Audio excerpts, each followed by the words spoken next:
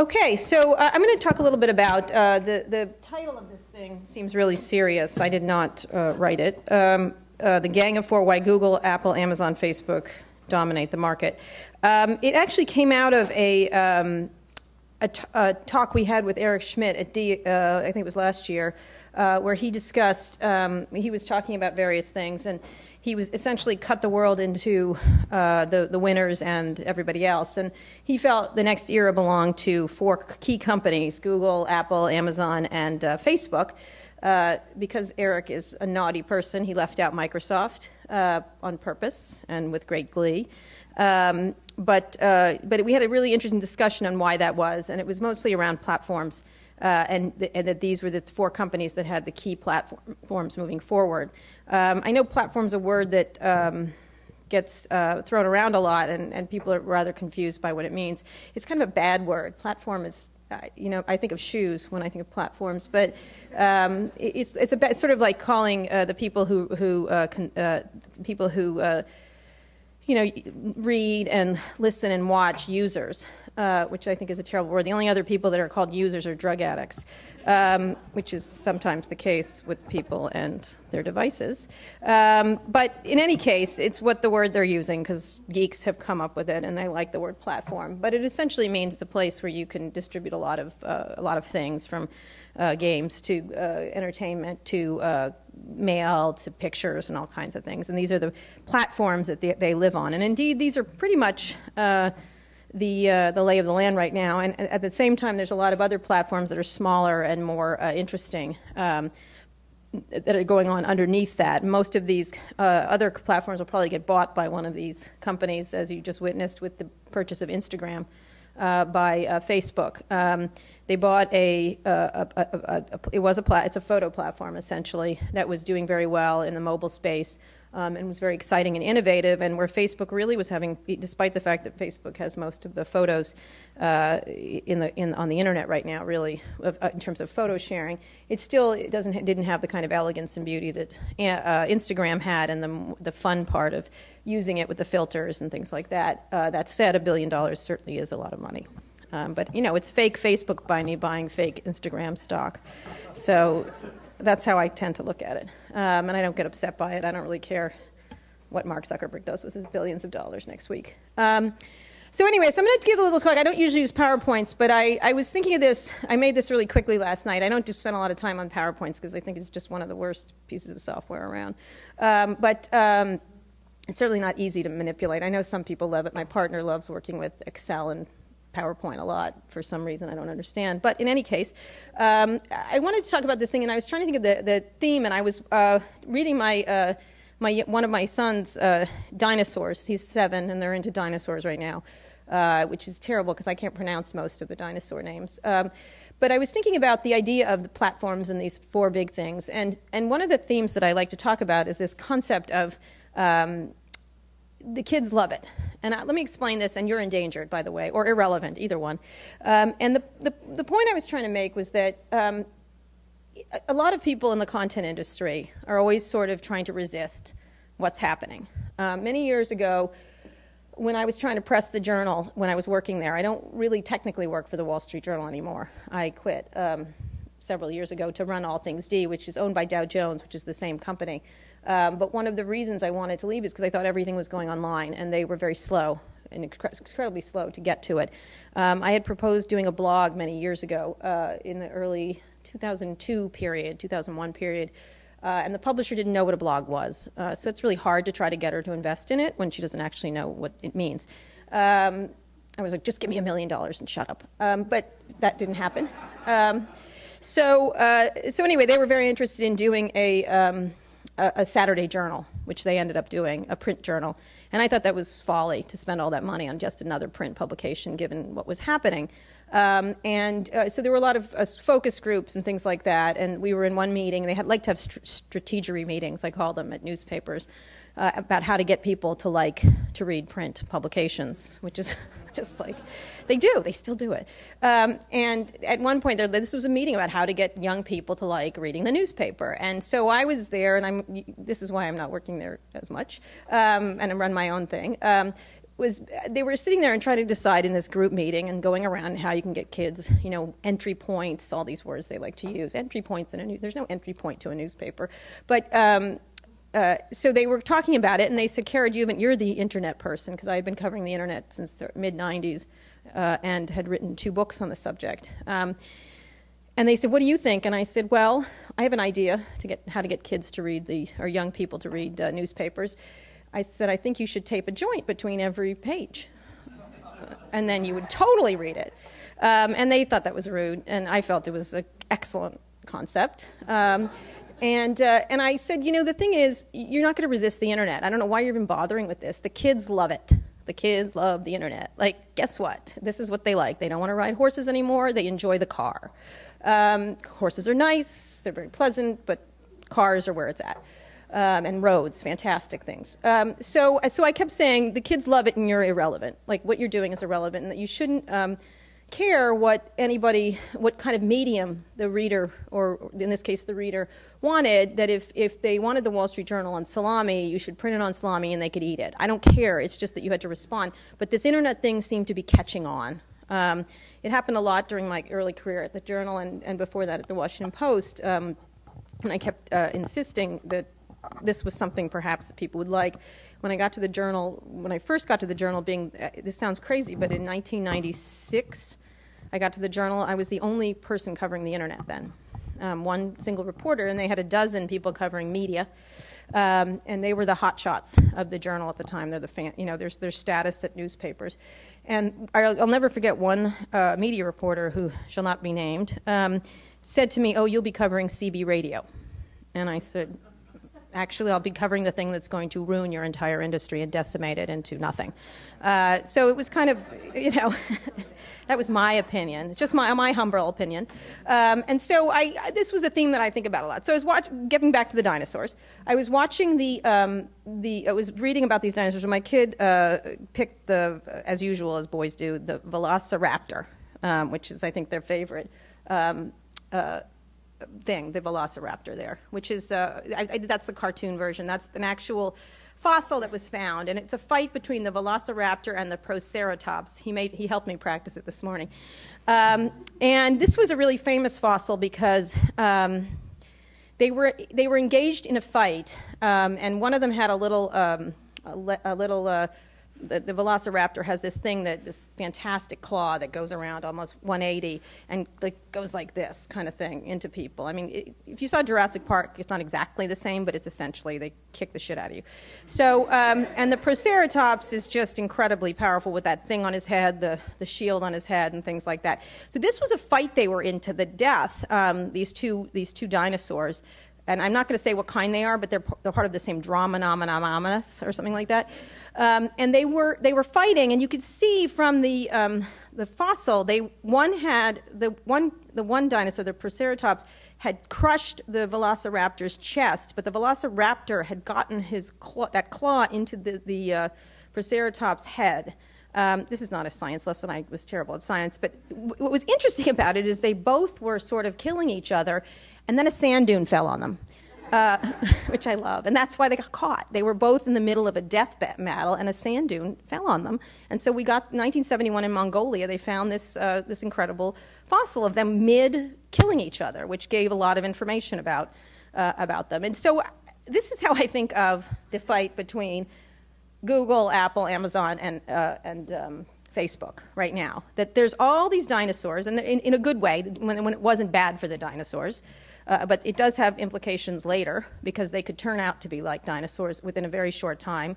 Witness Yahoo, which was very powerful only 5 or 6 years ago, and now is really in a very seriously dangerous position, added to the fact that it's the situation going on with its CEO and I call it, he didn't get for people who don't know, he didn't get a computer science degree, and he said so on his resume. I'm calling it CS Lie. So that's good, don't you like that? I like it. So anyway, so this is where they are right now. They are in these fights that are just like this. There is no sand dune falling on them. There will be a sand dune falling on some of them. But they are in these kind of fights to the death, and it's a really interesting situation because there's 4 of them, and Microsoft is an important player also. So what I want to talk to you about is them in particular. I'll talk about them in each of these areas. When I talk about I think I have 5 or 6 really important trends, which may not be new to every one of you, but I'm going to talk about some things that are going to happen in these areas. And each of these players individually have elements that are stronger than each other. Some of them have this fantastic claw, some of them have the head, some of them have various attributes which help them in each of these areas, and some of them are very vulnerable, incredibly vulnerable. But the fact of the matter is you cannot, as a content provider, you cannot ignore any of them because this is the way information is getting distributed at this moment in time. I don't mean to say it's going to be forever. The dinosaurs thought they had it going on until they didn't. But right now, these are the key companies, if you're in a content space, that are critical. They're no longer the networks. It's no longer movies. Although those are still good businesses for now, these are the companies that are critical. So let's talk about these trends. I'm going to go through them pretty quickly, and then I'll be happy to answer questions. So these are the key trends I see. This is the one that Silicon Valley likes to make idiot phrases, but this is their favorite one, so mo lo. Or MOLO, so I don't know, whatever they want to do. And it's social, mobile, and local. The second one is ubiquitous. It should be ubiquitousness, but being ubiquitous, which I call promiscuous. I always like to be promiscuous. Geolocated, you are never alone. And you are alone at the same time. Data flood, which the flip side of that is you are drowning in information. And then always on, which I think is probably the most important part of this, because what we are, as you all know from having these devices attached to your arm, and taken to the extreme with Google Glasses, this is an always-on society where you're always connected. And it results in the downside of it, which is something I've heard. I didn't coin this phrase, but I think it's a fantastic phrase: continuous partial attention, where people are continuously partial attention. And for content creators, it's really an important concept. You only have a bit of people's attention, and I think it's as someone who's a very big, voracious media reader, I find it hard to read as easily as I used to. Hunger Games is hard for me, although fantastic book. So anyway, so it's very important to think of these trends. Let me go through them really quickly and talk about each of the companies related to it. So SOMOLO, which is social, mobile, and local. This device, most critically important device of the last 10 years, the iPhone. Not because everyone's going to have one, it's because it introduced the idea of sort of, I hate to say the geeks are right, but the Star Trek communicator. This is an incredibly powerful, this is not something that's new. These smartphones are the most incredibly powerful device ever to get in the hands of so many people. They're going to get in the hands of lots and lots and lots more people. The trends are very key. These feature phones are gone, which is why Nokia and the others and Motorola are in such a state. But it happened really quickly once this was introduced. Google and Apple was Steve Jobs, the great genius of Steve Jobs, probably will be the iPhone. The iPod was the beginning of that, and the iPad is the extension of it. But this device alone has changed the way everybody is going to be consuming devices, consuming everything, not just it's this devices, and it's because this. I went to school in the 80s. This phone is more powerful than the computer I had, much more powerful than the computer I had when I was there. And it's only going to get more powerful, and it's only going to get cheaper and cheaper and cheaper, so it gets in the hands of people all around the world, which is critically important.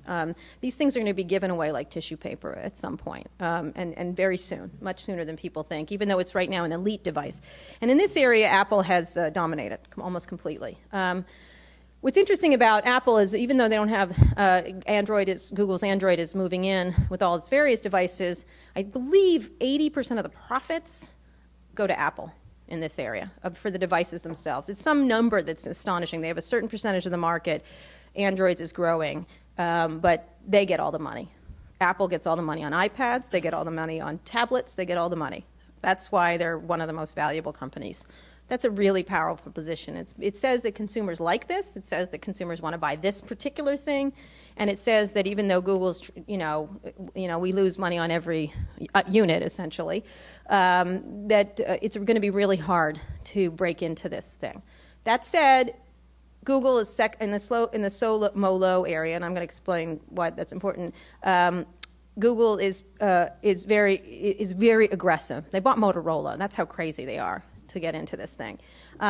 They are pushing Android everywhere. They have issues around it becoming on lots. They sort of become windows of this thing, except that it's like people realize Windows sucked too late. Now people know that some of these devices are so different. They get splintered all over the place. You don't have the same experience. They're fighting with the makers of these things, and so it's a more difficult situation to gain ground. That said, Android devices are really proliferating because they're cheap, because Google's given it away.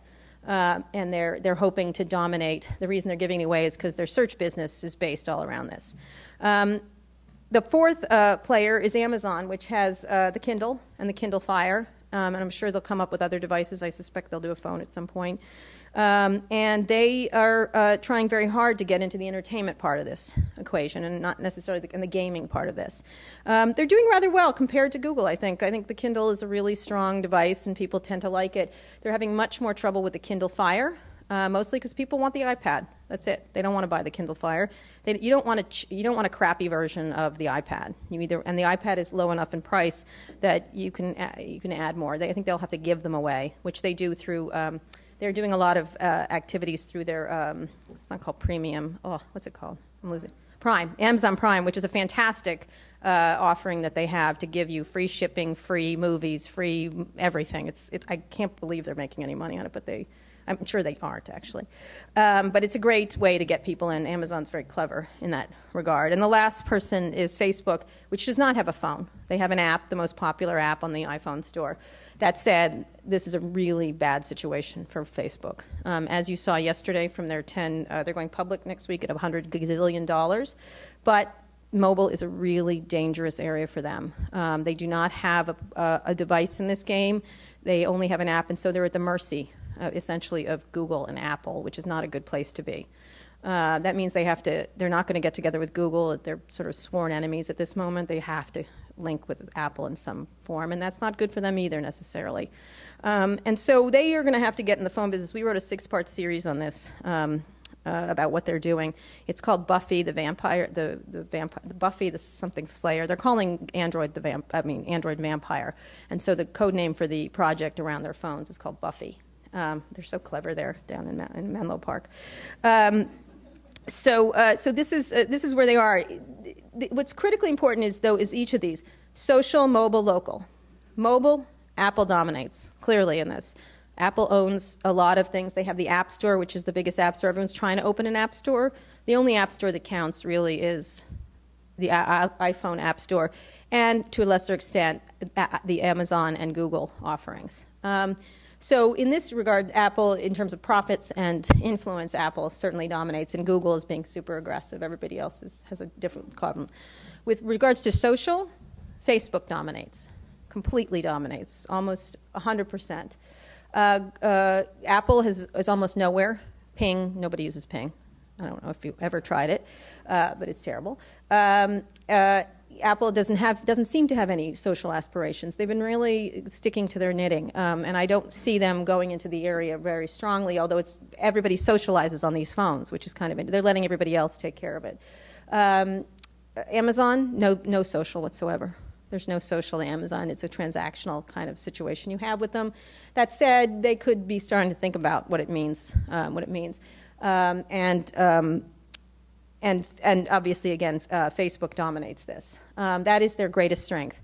And Google, I'm sorry to tell you, Google Plus is really not what Google is telling you it is. Although, if they do say so themselves, it's fantastic. It simply is not. I think that they're every time someone uses a Google search and somehow Google Plus gets involved, they consider that a user experience, and it's not. It's not nearly the same thing as what's going on at Facebook. They also are trying to jam Google Plus into everything they do. It's really irritating to the user. They're trying to force you to use it. It's sort of like being forced to go to a party you don't want to go to, and you try to resist it, but they're almost press ganging you into doing it. Just recently, as a kind of a crazy example, they have a thing called Google I/O. Where you go and see they're all Google-ness. They show off all their products and stuff like that. And you had to register using Google Plus, and you couldn't just say yes to the email. You had to have a Google Plus account and register with it. And so I wrote back to the PR person, and I said, I don't want to register via Google+, I just want to send an email. And they said, well, you have an account. Of course, they were watching me. And I said, I know, but I don't want to. That's not the way I want to. I want to register via Facebook. Why should I do this? I should register any way I want. I want to register via Twitter. But I don't want to register via Google+. And they kept saying, but you have one. And I said, yet I don't want to. So, and I was sort of like this weird fight that I had with them. I still haven't registered. But it was really interesting that they're sort of forcing, on every level, people to use Google+. They shove it through the search stuff, which is ruining search, as far as I'm concerned, the search experience. They're shoving it everywhere. It's very similar to Microsoft forcing MSN down people's throats many years ago. Nobody wants to socialize with Google. And actually, people who work for Google aren't very social anyway. But they're obsessed with Facebook. They're obsessed with the fact that search is in a very delicate situation over the next few years, that people are searching on Facebook and finding on Facebook and discovering on Facebook. And so they obviously are going to try to kill Facebook. That is where they are. If you talk to any Google person, especially Larry Page, they're obsessed, just really quite fixated on defeating them. And so what's really interesting, and then local, nobody's been particularly good at, nobody at all. It's a really difficult challenge. Facebook has tried it a number of times and abandoned several different efforts. Google has tried a number of local efforts, again, almost nowhere. Apple has no local strategy that I can discern. And Amazon knows your zip code. That's pretty much that. But local becomes a really important part of this because of geolocation, which I'll talk about later. And that's what local should be to them. But in general, local is a really big open field for someone really to take advantage of, probably individually in localized areas. Groupon has tried to do so with its efforts, but they have a whole bunch of issues they have going on that have nothing to do with the fact that they are probably the most local of all these businesses. So the next trend that's critically important, ubiquitousness. That's what I think of Google glasses. It sounds like I hate Google. I'm married to a Google executive, by the way. So I'm not getting divorced anytime soon. In fact, apparently the president thinks I should get married. Fantastic. Go president, finally. Good God. Anyway, so honestly, these politicians, he's so brave to say something. And I don't know what your politics are, but honestly, I'm sick of this shit. Anyway, so I live in San Francisco, so you have to endure it. This is a really important area of ubiquity. These are the Google glasses. They put it on a pretty lady, but no pretty lady's going to be wearing those things, just FYI. It's going to be a really unattractive man, and it's going to further ensure that he will never date again when they put them on. What's funny is the Google executives, every now and then they'll show up at a meeting with them, and I pretend they're not there. I don't ask about them. They just want to, they keep going like this, like, oh. And I just say, blah, blah, blah. But I know they want me to say, oh, are those Google glasses? Can I see? And I pretend they don't exist. So it's still a great concept. The idea is that you wear these things, and in front of you, you can start taking pictures. It's something every geeky tech reporter loves. Ooh, fantastic. I'm not sure where these are going. I'm not going to say they're not going anywhere, but I'm not going to say they're going anywhere because it's a really... it's somewhat ridiculous that everyone would be wearing these glasses and wander around like this. In fact, my partner, who has a pair, but I refuse to let her bring them home, it's the idea of the space. Sorry. Oh, hold on. Sorry, I'm trying to turn this off. It's the idea that there's a space right here that is empty, and you could do all kinds of things and react. And you've seen their commercials. Essentially, that's the concept around it. But what's more important here is ubiquity. That's what's important, is the idea that you are everywhere, that your service, your platform is everywhere that it needs to be. Critically important for Google. They need to be everywhere, to be while you're searching, while you're looking for maps, when you're at a store, when you want to find something, when you want to search something, when you want to buy something. So they have to be ubiquitous. That search has to be everywhere you are. It's why they're doing these glasses in concept. It's a very important concept for Google, is ubiquity, that you have to be on every device, that you have to be on every place. It's why they're on the iPhone. They've done incredibly well on the iPhone with their mapping and search. And as these devices start to iterate and go into different places, it's very important. It's hard to imagine now, but I don't know if you all saw a Tom Cruise movie where he's in the future and he catches people. Minor Report. I try to avoid all Tom Cruise movies, but this one was kind of good. And the idea of screens everywhere is really important. There were some great people working on that film in terms of conceptual, but screens everywhere, not screens like this. Everything's a screen. I just go like this and throw it up onto the screen. There's all kinds of things being worked on right now where you literally just go like that and it goes up onto screens. Ubiquity of screens, and I think you remember in that movie where he walked in somewhere, read his eye, and said, "Would you like some fleece, Mr. Yakamoto?" or something like that in a Gap. That is ubiquity. You have to think of screens everywhere, self-aware things everywhere. And we'll get to geolocated in a second, but the idea of ubiquity is going to be really important to all these platforms, and that's why they're being so aggressive in getting into all kinds of devices. Again, critically important for Google because they've got to extend their search business. Their search business is really their only business at this point. It's sort of like Microsoft with Windows.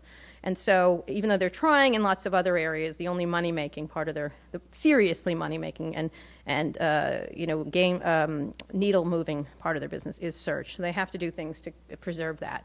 The reason they've been able to spend all this money on their crazy schemes is because of search. Search pays for everything. I always make the same joke about Google. People are saying, can they make any money in anything else except search? Their crazy self-driving car, this and that, all the things they're doing, their phone stuff, their wallet stuff. What else? They got documents going on. They got all kinds of things. And I said, that's kind of like asking Pablo Escobar, how is his restaurant business in Bogota doing? It doesn't really matter.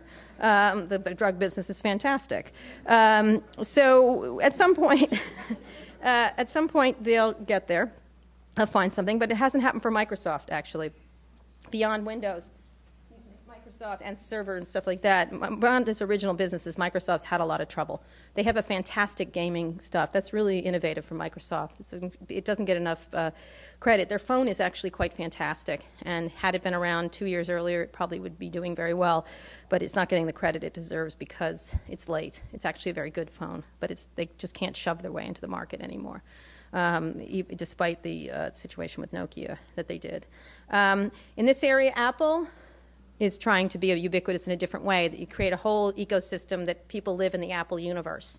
It's an elegant and beautiful fascist universe, and you must live in it, and it is beautiful, and you may not do any. It could be white, or possibly silver, and then sometimes you can break free and do these kind of, I have a cover that has glitter on it. But otherwise, you're in their system, and it is the system you're living in. It's sort of like living in Monaco or Switzerland. It's quite lovely, but it's not going to change. They're going to try to get into televisions, obviously iPads, smaller iPads, lots of screen stuff. But I think for Apple, this ubiquity is a little less important. They've just got to continue to iterate their devices. Their business, again, is the device business. They sell devices. They make a lot of money on those devices. The profitability is really astonishing. So that's critical to them. So ubiquity in terms of keeping their customer base happy and growing it, which they seem to be doing really well, despite Steve having died and Tim taking over. They seem to be continuing to extend their ability to do that. And television is the next area that they're working on. And Steve talked about it. An interview Walt Mossberg and I did with him right before he died about that. He was quite obsessed with the television concept. So it's really it's the area they're going to go into, and it's smart for them. Amazon, again, ubiquity all over the place. They want to sell you everything. So they've moved into lots of the things they're strong at, commerce and things like that. That's their platform play, is to be the strongest they can in shopping and stuff like that. And again, doing a fantastic job with their offerings of premium and stuff like that. The last one, Facebook. Trouble for Facebook here. They're mostly a web-based company. They have to get into mobile. They have to get on devices. They have to get on television. And that's a harder thing because it's a very text-based thing. The great strength they have is it's probably the de facto communications tool for people around the world right now. It's email. It's picture sharing, it's status sharing, it's update sharing, and stuff like that. That's a really powerful position to be sort of the communication system. I think Facebook is the communication system. I don't know if they can get into content as well. They certainly can point people to content and for sharing and things like that, but mostly it's a communication system between and among people, friends, and various ways to get out messages. And I think they're the number one in this area. I don't think anybody else goes that way. Twitter is an interesting news discovery service. Probably will get bought by Google at some point. But I think for anyone wanting to get information out, Facebook is probably the most powerful way at this moment. If you think about searching, if you want to find out about something, you can search on Google and it sort of ends there. With Facebook, it keeps going in very interesting ways. Next I love the cats. I love this. I love laugh out loud cats so much. And this is a meme that mixes. It's called "All Your Base Belong to Us." Geolocation is really it's an old internet meme. And the idea of geolocated is critically important to these platforms. Google is very aggressive in this area, privacy issues notwithstanding. Apple, same thing. Every one of them has gotten into trouble except for Amazon on privacy issues around this idea. But this is a critically important thing for them because it will sort of make local really important. Just recently, there's been a lot of announcement. Yesterday, Google offers were based on location. Foursquare just announced that they're going to do couponing based on location and stuff like that. This is a really old concept, but it's going to become very important because these devices are getting so sophisticated at locating you, is that they start to offer you stuff as you move through the world. It's an old idea, the idea that you walk into a Starbucks, they know you've been there 63 times, they offer you a free croissant if you buy a bigger version of your average the coffee you buy every day. And again, it's a really important thing for these platforms. It's also really important for content providers because you're sort of serving up information that's critically important at the moment people are doing it. In the old system, for a company, say, like Google, and this is why it's dangerous at the same time, you would search for something and then you'd search to the next thing. You're sitting at your computer, you haven't moved, you know? So they know where you go as you sit there like a loser in your house all night. And I didn't say I did this last night, but there I was. So you sit there, you sit there and you go from page to page to page. That gives you information about people's intent and what they do, but it doesn't give you really good information. A phone gives you amazing information. You search for something and then you go somewhere and you do something with the same phone. Very powerful. It knows what you do after you search. And it knows what you do after that and what action you take after that. It's a much different dynamic, and it gives each of these platforms incredible power if they know what you're doing next. It's also frightening because these are frightening companies. If you think they're benign and Google has the pretty balls and Facebook has the nice blue thing, it's not benign. It is very important to understand that as they begin to collect this massive data, that they have a lot of information on you in ways you cannot even begin to understand. One of the great parts about it is there's a lot of it, which I'll talk about next, but it also puts a lot of information in the hands of 4 companies, essentially. Apple is less aggressive in this area, but has gotten into trouble too, changing privacy settings. Google tried to tap into and change Apple's face. Right now, they're going to have a lawsuit with the federal government. Thank God the federal government actually stands up for people, but Google's about to get into trouble over its messing with the Apple privacy settings in order to gain more information. The Journal has written some fantastic pieces about this. Amazon is probably the best player in this regard. They ask you quite a bit about what you're buying, and they have a lot of information, and they give you good recommendations based on what you've already bought, and it's super helpful. They do ask you most of the time when they want things. That said, they have a huge amount of cache of data about what you're buying and what it means and things like that. I find that less dangerous because it usually ends up being somewhat helpful, unless you happen to be buying a lot of porn, and then you take what you get when you do that. So I don't know, does Amazon sell porn? I'm not sure. They sell that 50 Shades of Grey, I think, apparently. So anyway, so they're the least dangerous player in this. And then, of course, Facebook. Their entire business depends on knowing every single thing about you. Several years ago, Mark appeared at our conference, and in a very famous interview, he sweat. I don't know if you all saw it, but you should. It's really quite fascinating, because we were talking, me and Walt were asking him about privacy. And I don't know whether it was the topic or it was not hot on the stage, let me just say, because I did not sweat, Walt did not sweat. But he started to have a panic attack of some sort and started sweating profusely, which was really awkward, because it was one of these things like... And Walt didn't see what was happening, and I was like, oh, God, this is terrible. I wanted to throw ice water in his face. But he started sweating really a lot, and it was kind of a metaphorical thing that I think he did understand that it's a big issue for Facebook, that it's really, they've done a lot of privacy. They're violations. They've gotten a lot of trouble about privacy, and what Facebook's tactic tends to be is to apologize and then keep going. We're so sorry we did that. Oops, we didn't mean to, but of course they meant to. They just got caught at it. And then they figure out a more clever way to get around it. But make no mistake, at least for all of these companies, having a massive amount of your geolocated information is critical to their platforms going forward. And they get publishers to play along because it's really important for publishers to serve up information when people want it. Last two, data flood. I love those cats. I love those cats. They make me laugh. What's really important about the data flood is that it's really, in the past 2 or 3 years, the amount of data that people are serving up about themselves, it's sort of like Tom Sawyer painting a fence. Consumers have never participated in this amount and with this much enthusiasm sharing data about themselves. Almost too much. It's oversharing kind of thing. But it doesn't seem like they're stopping, despite privacy concerns. They love to share. People can't stand not sharing anymore. It'll be interesting to study it many years from now. Young people love to share, overshare. Old people like to share too. But I do Instagram a lot. It's almost become like an addiction.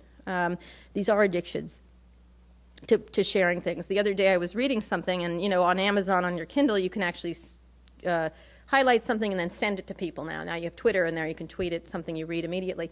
And I was thinking, when was the last time I had a thought that I didn't feel like sharing with? I happen to have 900,000 Twitter followers with 900,000 others. And so it's a really interesting concept, is that people really there's no thought they don't want to share anymore. They want to share everything. They want to talk to you. I have a very active, I wouldn't say it's a social life, I don't know what Twitter life, where people talk to me and I talk back at them, and I really do enjoy it. And it's on many levels it's completely pathetic, but on others it's a really interesting way, is because it feeds into humanity's need to talk to each other, and these give you tools to really talk to one another. There was a very controversial story in the New York Times last week about how we're all remote from each other, but I have never talked to more people in my life than I do now. It's you're remote from the person sitting next to you. That's different. That people sit near in close physical proximity and stare at this kind of thing going on. But at the same time, people are reaching out all over the world and sharing with each other in unprecedented ways. There's very good parts of it. It's fantastic to learn about things all over the world.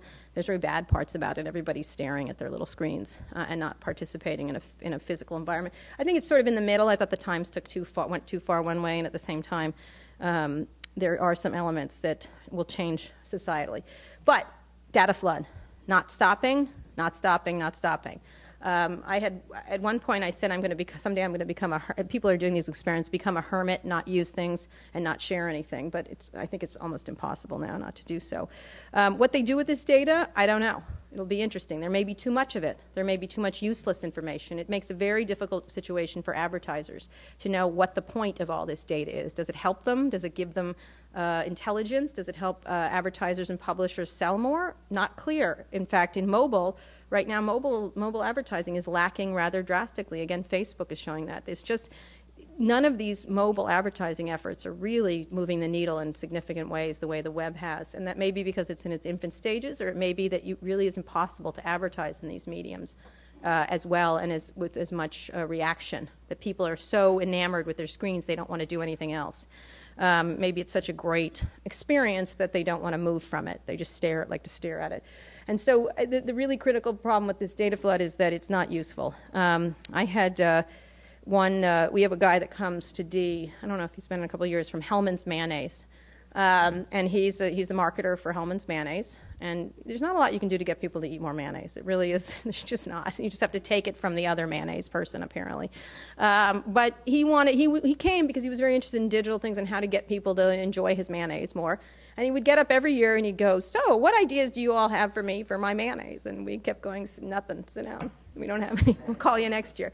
He tried Facebook fan pages. He tried Twitter. They're trying all kinds of things. But it's really difficult to know if you really move the needle, or perhaps advertising doesn't work at all, unless it's very beautiful brand advertising like the Apple commercials or things like that. So in this area, again, Google wins.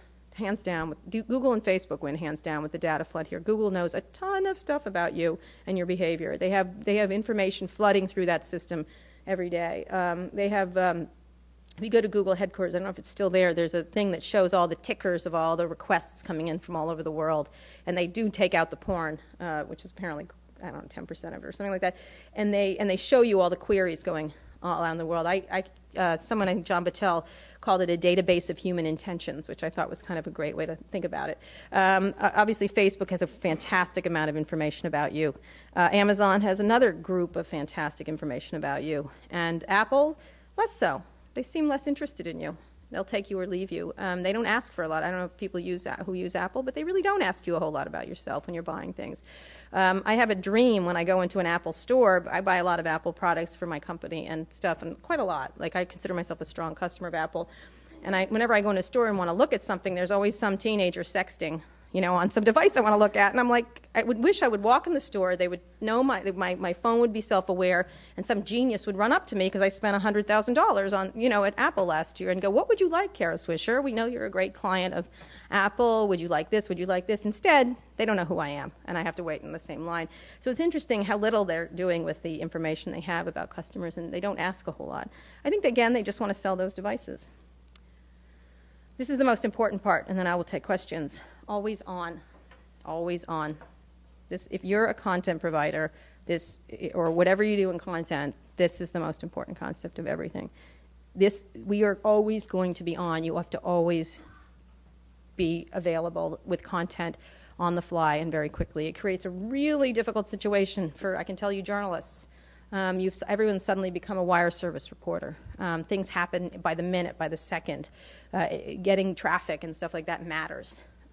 Getting stories and scoops, at least in my area, for example, matter. You have to think of providing information on an always-on basis. That there are people tuning in at any time. Used to be, 6 to 7, you watch the news or whatever time the news. That's of course been dead for a long time. But it's even more than that. Cable, it's beyond cable networks, the screamy cable networks. They're even too slow.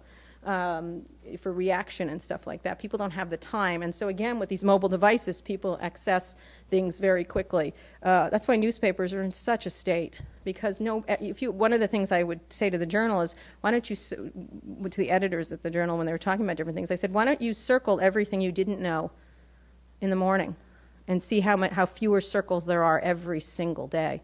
You know everything, and why would you read it if you knew everything in it, if you could access it? So they have to then change, every publisher at least, has to change their offerings into something that is attractive beyond what they used to do. And so you have to create a whole new thing. You either have to be analytical and provide something interesting for people, you have to be funny, you have to be obnoxious, that seems to work on the internet. You have to have some sort of take that's different and value added, and that is very hard for a lot of publishers. It's very hard for television, it's very hard for everyone to change their ways completely. The same thing with Hollywood. They're trying really hard with these efforts by Google to do premium video, but they're still caught in their same old world of overpriced production, overpriced stars, overpriced Hollywood executives, overpriced agents. It's really not going to work in a world that wants instant reaction and instant stuff. That said, you can always, in Hollywood, can always make these big movies like The Avengers or Hunger Games or things like that, and those are special events. On television, special events would be sporting events, news events, things that you can't just have instantly. But each of those have things hanging off of them. Sporting events now have so many digital elements now while you're watching sports, and that's only going to increase. In this area, these companies are incredibly aggressive with their giant wads of cash. This is what's good for publishers. Google needs content. Apple needs content. Amazon needs content. Facebook needs content. So Facebook is probably the least aggressive in this area and probably will not get into this area because they're more of a communications meeting. They prefer to spend their money on Instagrams of the world, tools to help you share. But Amazon, Apple, and Google are in the business of content now. And they are going to be the distribution vehicles for content. And so they and companies like Netflix are really paying up big money.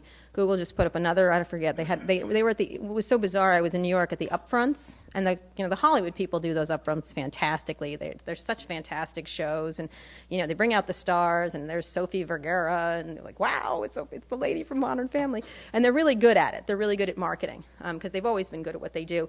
And then you go to the upfronts for Yahoo and Google and Microsoft, and it's just like, hello, Katie Couric. nice to see you. You know, it's just like so awkward, but it's fantastic in its awkwardness. But they were participating. They were participating in the upfronts, which was critically important. That they're there now. They're trying to impress marketers and people that Hollywood and the networks, the TV networks, used to try to.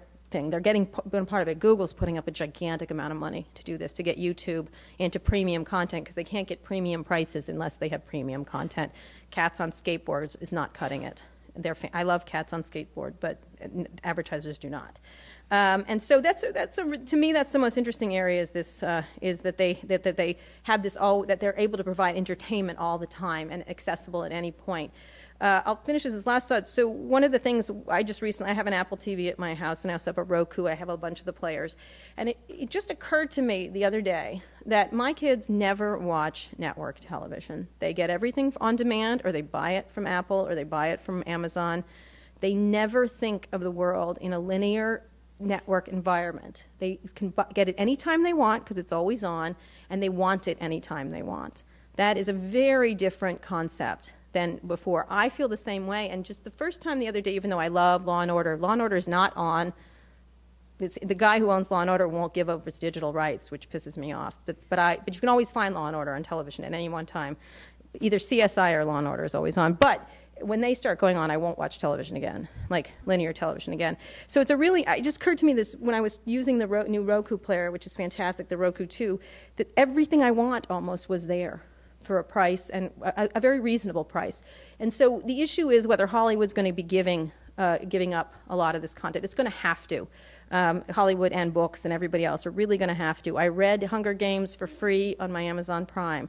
I got a bunch of free movies from Amazon that I wanted to see by a slight delay on Amazon Prime. Apple TV offered me a bunch of stuff very quickly, right as a part of using part of things. And so this is a really important concept for all content creators that you have to think about, is that you have to be on these platforms providing things 100%, 24 hours a day, 7 days a week, 365 days a year. I'll end with the concept of my son, my 7-year-old son, the dinosaur lover, who was looking. We were thinking about extinction, but the other day we got a new big screen TV, and we turned it on, and he goes up to it, and here's a big screen TV, and he goes like this. He looked like an idiot, okay? He was hitting the screen. And I said, "What are you doing?" And he said, "Mom, it's broken." It didn't respond to him. He's right. It's broken.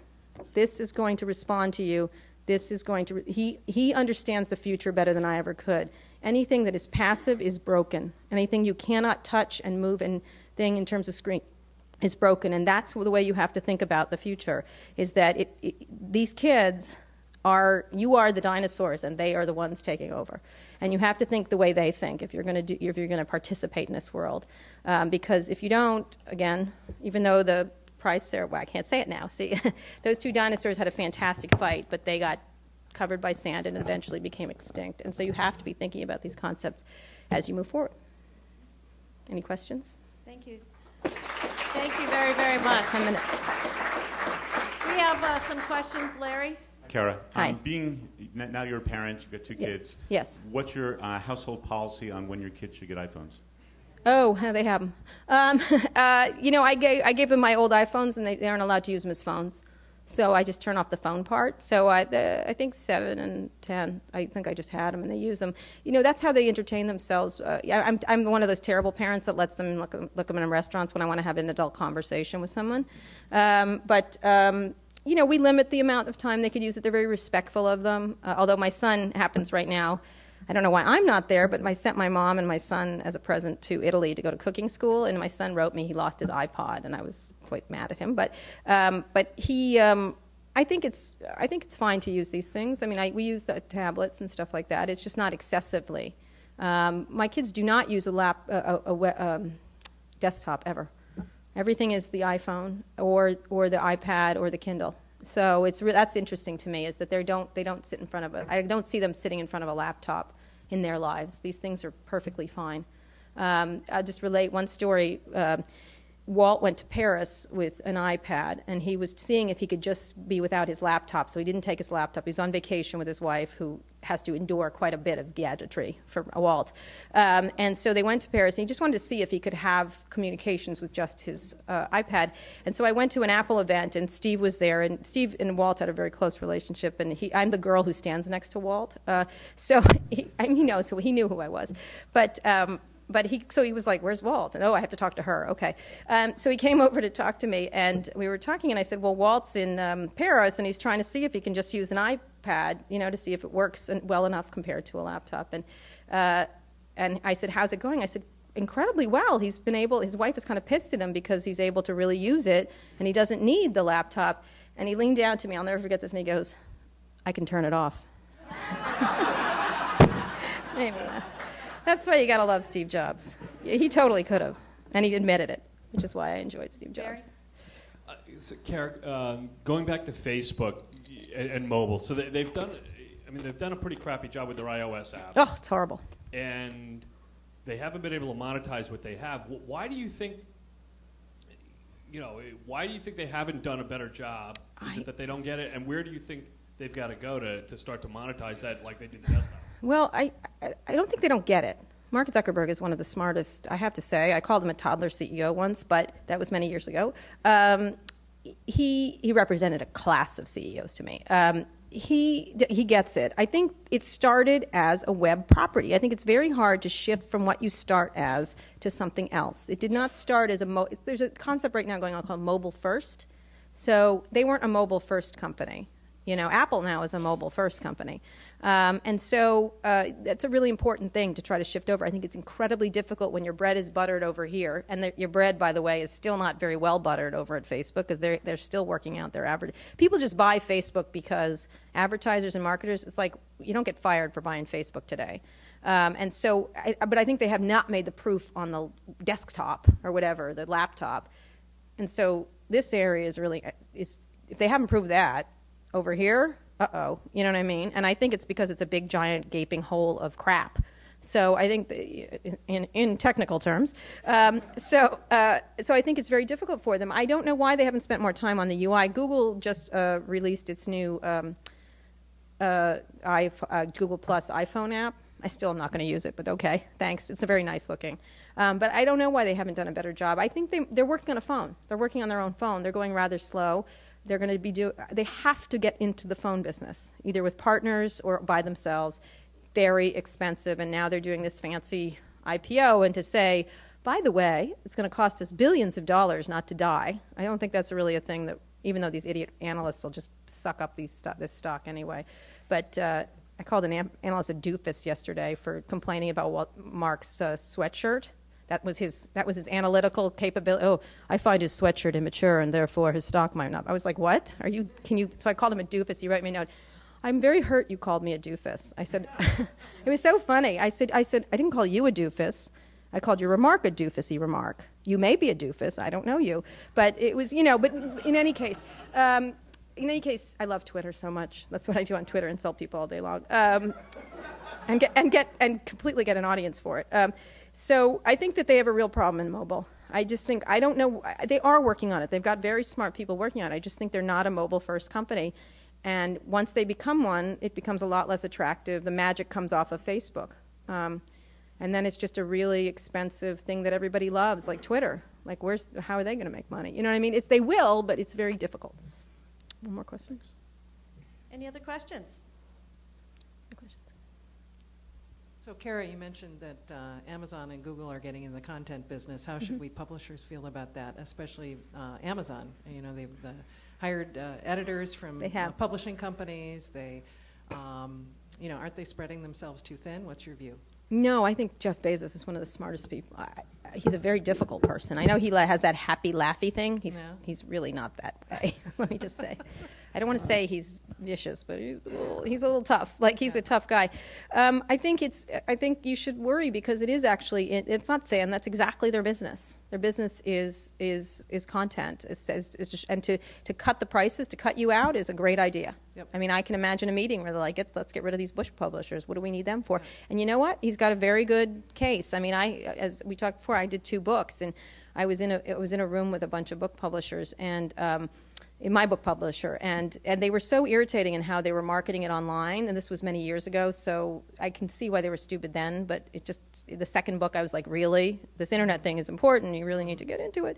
And they wanted, they wanted to do the same thing as, oh, let's get on the Today Show, their ideas are like 6 of them, they have 6, let's do a book signing, like, 12 people, fantastic, nice work, so I fly to Kansas to sell 12 books. I got it. You know what I mean? Like, yeah. okay. Well, book signings. Yeah, exactly. The whole thing. Yeah. So I think it's smart for Amazon to get into that area, because if they can cut you out of the equation, I mean, you don't need, if you're an author, if you're a talent, even, and Hollywood, the same thing. It's not just book publishing.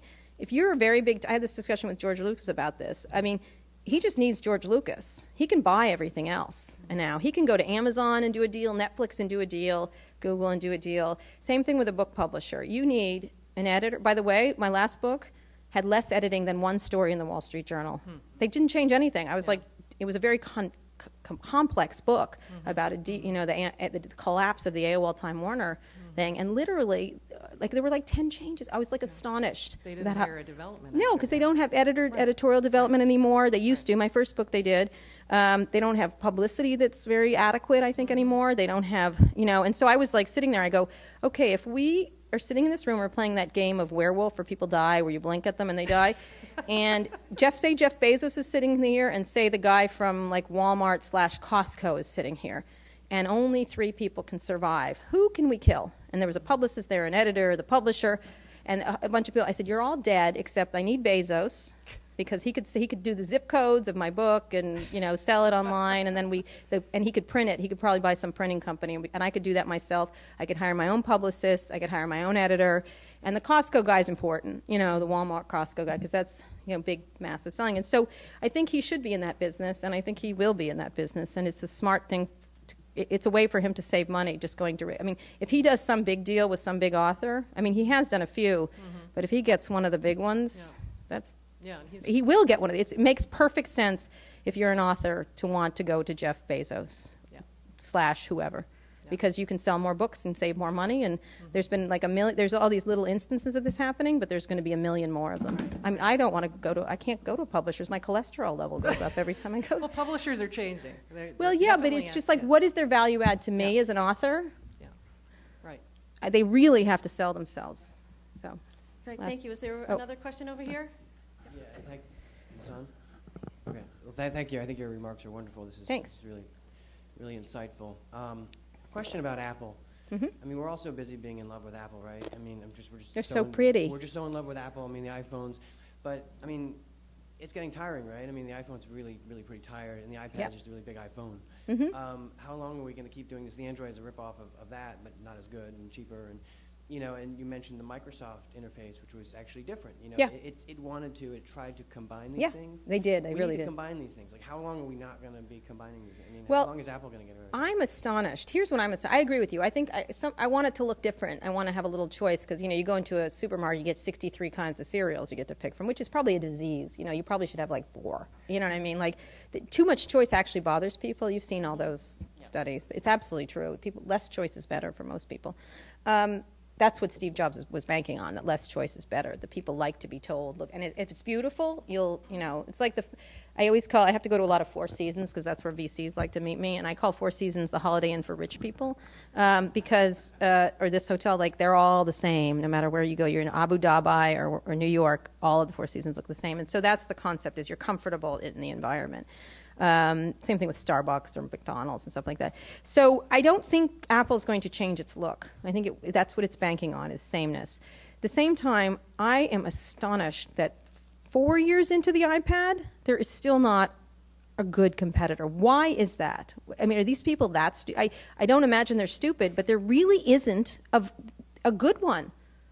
All they can do is cut prices, and you don't want a crappy version of the iPad. You just don't. You can't be forced to. Like, it's like getting, here, take this crappy piece of meat because it's cheaper. Like, I want the good meat. Like, you know what I mean? I'll pay more.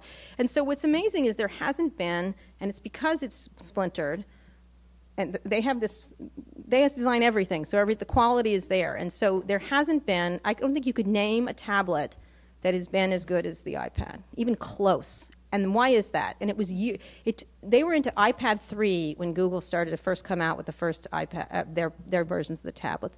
3 iterations. What the hell? Like, you sit there and you go, why not? They've been better with the phones. They certainly are some great. Samsung is one of my favorite companies. I was just in Korea visiting them. They're fantastic. That's a fantastic company. Very innovative company. They possibly could do it, but they don't like working with Android. They want to do their own thing now because that relationship is quite tense, I would say. And the Koreans never say it, but they said a couple things that normal people would think wasn't rude at all. And Walt and I were like, uh-oh. Because they were like, we are slightly unhappy with Google. And we're like, oh, like they hate them. They're going to kill them. So so that's the difficulty. No, there's been no product that's been good enough to beat it. So why not? And I do think the Windows Phone is good enough, but consumers don't. Consumers don't. And they will buy cheap Google phones for some reason. And I think Samsung is probably the closest. And Sony has a couple things that are kind of cool, but again, they don't sell. This new Lumia is a great phone. It's not selling really well. It's not selling as well as it should. So that's the problem. I just don't know. I agree. I wish, but I'm staying here until I see something, else. I threw down the Google tablet. Literally, I was like, oh God, I can't do it. Like the same thing with the Zune. Do you remember the Zune? I'll tell you one last Steve Jobs story. Walt was with him, and he had a Zune before they came out. Walt gets a lot of stuff, and so one of the things they design Apple products are on the golden rule. There's a design concept called the golden rule, and you don't know why you like it, but it's a mathematical formula that is pleasing to people's eyes, and they use it in all the iPhones if you start to measure them and stuff. And so the Zune did not use the golden rule, and so it was kind of ugly, and they colored it brown, which was like, I think I will pick shit brown for the color. Like, can you imagine that meeting? Yes. Let's see, yellow, red, no, shit brown. That's the one that thinks consumers like. You think like, what is wrong with these people? So Walt brought out the Zune to show him, and he put it in Jobs' hands. This is the way Walt tells it to me. He put it in Jobs' hands, and he went like that, like oh, it burns, kind of thing, and it made me laugh. But it is actually a conceptual. He was being dramatic and ridiculous, but the concept of what pleases you as a consumer has really been very hard, except for people who use Apple products. And the problem is, as more and more young people like to use Apple products, that it's hard to switch them once you get in there, but they have to keep iterating, absolutely, and becoming more interesting. I think the next version of iPhone's is going to probably be very much different, and the next iPad will be different too, maybe smaller. Right. Well, we have to wrap up, unfortunately. Thank you very much. We could be talking to you all day. No, you can't. So thank you very much. I have to go find out if they're firing the Yahoo CEO. Thank you.